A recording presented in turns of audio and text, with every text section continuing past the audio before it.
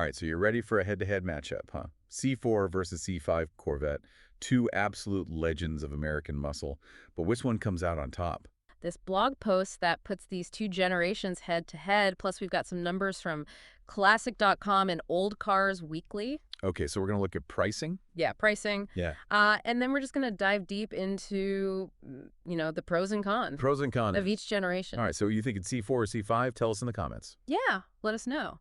These two generations, I think, mark a really interesting turning point for the Corvette. Okay, how so? Well, the C4, it kind of came out of the 80s. It was a really sleek design. Yeah, the C4 was very 80s. Super aerodynamic, and that was a big departure from the C3. And then, they brought in digital dashes and things like that. But then the C5 was really a leap forward in terms of engineering and technology and, really refining that Corvette formula. So you're saying the C5 is like a whole other level? Yeah, in a lot of ways it is. Okay, well, let's rewind a bit. Okay. Let's start with the C4. Right. I mean, this car hit the scene back in 1984 and really made a splash, right? It was a huge shift from the C3 before. That is a huge shift. Very sharp angles, those iconic pop-up headlights. I mean, it just screams 80s cool. That does. But here's the thing. You can actually get into a C4 for pretty cheap. Dude, you can. I was looking at classic.com, and I saw that they sold one for as low as $3,400. Wow. I know. It's crazy, right? That's amazing. It really is a great entry point Yeah. into the Corvette world. It is. I mean, I've seen them go up, close to $50,000. Oh, yeah. Depending on the condition and the rarity. But, the average price is hovering around $13,000. $13,000 for a Corvette? That is wild. That's not bad. No, not at all. But, it's not just about the looks. No. Right under the hood, the C4 packs some serious heat. We're talking about the L98. Yeah. That tuned port injection 5.7-liter V8, putting out 240 to 250 horsepower. Yeah. Respectable numbers. Oh, yeah. And then later on, you get the LT1. Yep. Again, a 5.7-liter V8. Yeah. More modern design, pushing out 300 horsepower. Really good at it. And then you have the beast, the LT4 and the ZR1. Oh, yeah. The 32-valve V8, pushing out 405 horsepower. That was a monster. Oh, yeah, that was a game changer. The ZR1, I mean, that was really entering supercar territory. Absolutely. But even the base C4 models, they had plenty of power. They did. Absolutely. And, you can't talk about the C4 without talking about the handling. Oh, yeah. I mean, they had that near perfect weight distribution. Which is classic Corvette. It's a classic Corvette hallmark. Yeah. And it really translates into some impressive cornering capabilities. Yeah. I mean, this was a true driver's car. Oh, yeah, for sure. Yeah. But, no car is perfect. No car is perfect. And the C4 does have its drawbacks. Okay, like what? Well, step inside and you'll notice, especially in the later models, they leaned pretty heavily on those hard plastics. Oh, yeah. You're talking about the interior. Yeah, the interior, it has kind of a dated feel, especially when you compare it to some of its European rivals. It does. It does.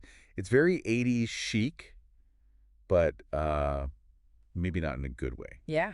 And that sleek aerodynamic design, we talked about how cool it is, but it comes at a price. Yeah. There's not a lot of cargo space. Not a lot of cargo space. No, you're not fitting the luggage for a family vacation in there. No, you're not. No. And, the digital dashboard was pretty innovative for its time. It was. But those 80s electronics, they could be a bit finicky these days. Yeah. Finding replacement parts for some of those components can be a real challenge. It's like a treasure hunt. It is. So speaking of treasure hunts, let's fast forward a little bit to 1997, the debut of the C5. Right. This generation was a massive leap forward. I mean, in almost every way. It really was. Chevrolet took everything they learned from the C4 and just cranked it up to 11. They did. The C5 was all about refined styling, cutting-edge technology, and a driving experience that was light years ahead of its predecessor. It really signaled a new era for the Corvette. Chevrolet, they knew they had to up their game to compete with the best sports cars in the world, and they did. And they delivered. They delivered. This generation was a masterpiece of engineering. Yeah. With the all-new LS1 engine. Oh, the LS1. And that revolutionary, fully independent suspension.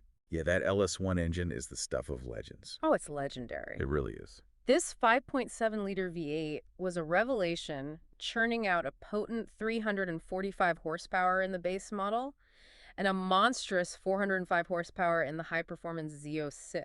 I mean, that's serious power. Oh, yeah. And the torque, this thing could pin you to your seat with its incredible acceleration. But the LS1 wasn't just about brute force. It was incredibly well engineered. Okay, how so? Well, Chevrolet utilized an all-aluminum block, which significantly reduced weight compared to traditional iron blocks. Gotcha. They also incorporated high-flow cylinder heads, which allowed for better airflow and combustion. Okay, so more power, more efficiency. Exactly. And here's a fun fact for you. Okay, I love fun facts. The LS1 was so good that it became the foundation for a whole family of legendary GM V8 engines. So the LS1 is a workhorse. It is a workhorse, speaking of durability. The LS1 was also known for its reliability. Okay. These engines could take a beating and keep on ticking. Okay, so you got the power, but how does it handle? Well, let's not forget about that revolutionary suspension system. Right. We mentioned earlier the C5 ditched the C4's transverse leaf spring setup in favor of a fully independent double wishbone suspension at all four corners. Oh, wow. It was a game changer for the Corvette, delivering a level of handling and precision that was previously unheard of in an American sports car. So the C5 could handle like a dream. It could carve through corners with confidence and poise. Wow. Leaving its predecessor in the dust. All right, so we talked about the performance, but what about the interior? Well, the C5 wasn't just about performance. It also marked a significant step forward in terms of comfort and refinement. Okay, you're talking about those hard plastics. Yeah, remember those hard plastics that plagued the C4's interior? Oh, yeah. Well, Chevrolet went back to the drawing board and created a cabin that was worthy of a true sports car. All right. The C5's interior featured higher quality materials, more comfortable seats, and a driver-focused layout that put everything within easy reach. That's key.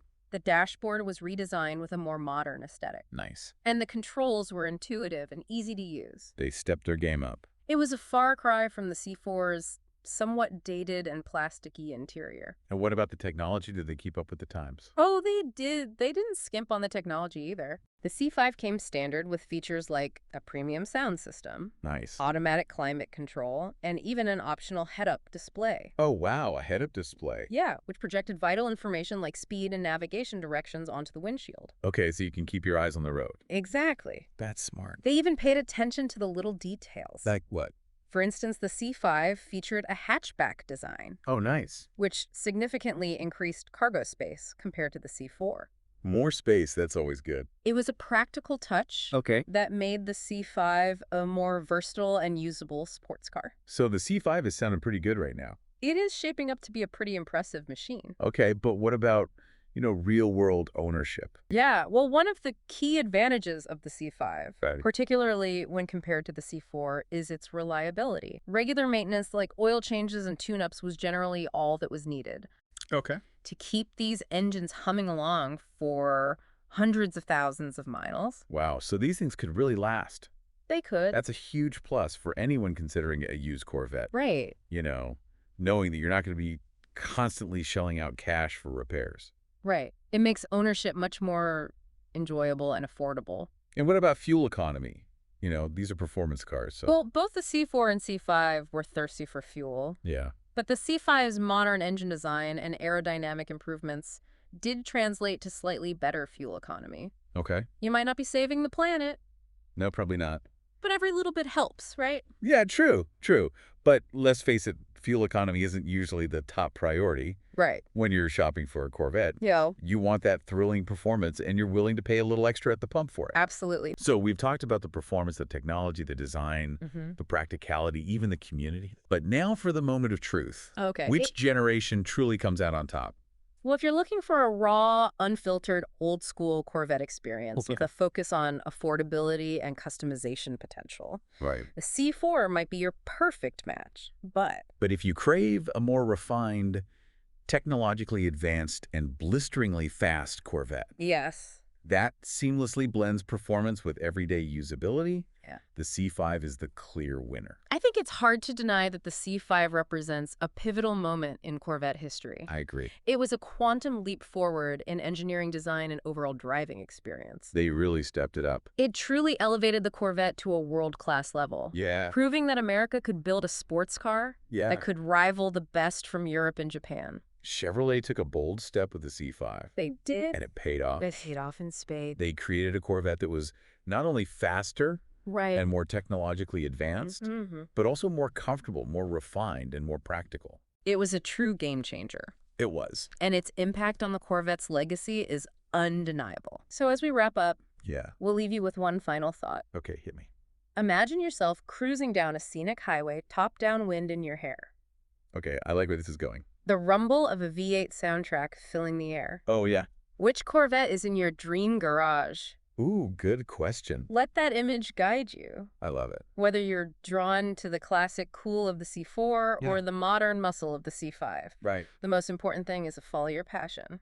And find the Corvette that speaks to your soul. Couldn't have said it better myself. Until next time, keep those engines revving. And keep on diving. Thanks for watching this video. Please press the like and subscribe button, comment below, and be sure to check out our other videos on this subject, as well as all of the great content on our YouTube channel. If you have any questions, you can call me at the number listed below, or be sure to check out our main website, guyswithrides.com.